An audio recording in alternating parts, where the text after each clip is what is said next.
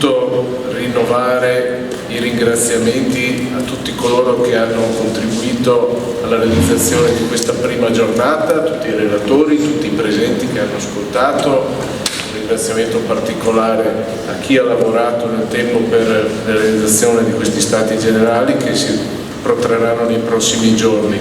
Un grande lavoro l'ha fatto la direzione, il dottor Salvadori, il dottor Cherubini, Veneto Agricoltura, i nostri partners, la mia segreteria, insomma,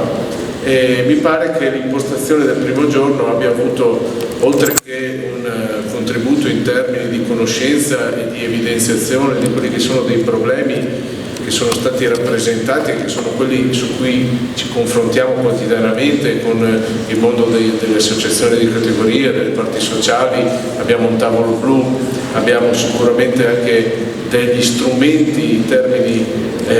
di cabine di regia, di confronto,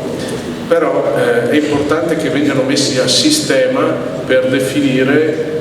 insieme all'evidenziazione dei problemi, quella che è la proposta in termini di contributo attivo, propositivo, che non è mai mancata, devo dire, dalla parte degli interlocutori del mondo della pesca. C'è sempre stata un'evidenziazione delle criticità, ma anche una proposta in termini di possibili soluzioni, e questo, devo dire, è un approccio che caratterizza il mondo della pesca e i pescatori in particolare. La difficoltà sta poi nella parte istituzionale pubblica di riuscire a cogliere quel contributo di proposta e tradurlo concretamente, perché se io avessi potuto, sin dai primi anni in cui ho iniziato a occuparmi di pesca e di acquacoltura, soprattutto per la mia provenienza geografica delle aree, delle problematiche delle lagune del delta, se io avessi potuto fare tesoro ed applicare concretamente molte delle soluzioni che mi venivano prospettate da chi era nato in quei territori, aveva vissuto e lavorato e conosciuto particolarmente e puntualmente queste aree, bene, penso che una parte importante delle tematiche che sono state sollevate da questo tavolo forse non sarebbe risolta, ma sarebbe sicuramente avviata ad un tipo diverso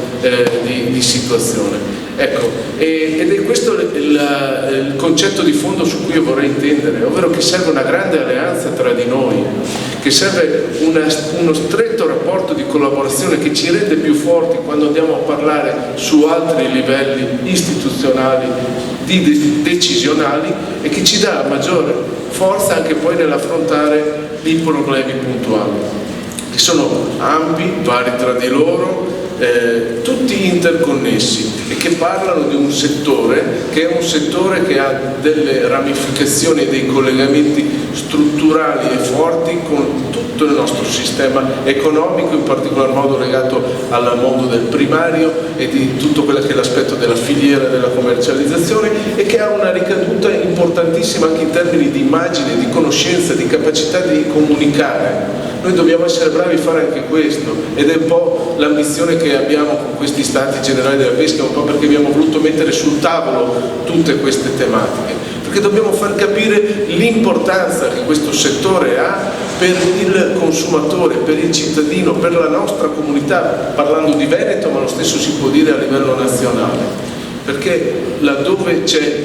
una pesca, è un mondo della pesca fatto di persone che possono lavorare serenamente e guardare serenamente al loro futuro, vi è un miglioramento a 360 gradi in tutta un'altra serie di tematiche, partendo da quelle ambientali e arrivando fino sulla tavola dei nostri consumatori. Ecco, quindi detto questo, io do l'appuntamento alle prossime giornate. A domani saremo nel comune di Porto Tolle, c'è il sindaco, lo saluto e lo ringrazio per la sua presenza, saremo a Pila, dopodiché proseguiremo, domani parleremo in particolar modo di sostenibilità, tema che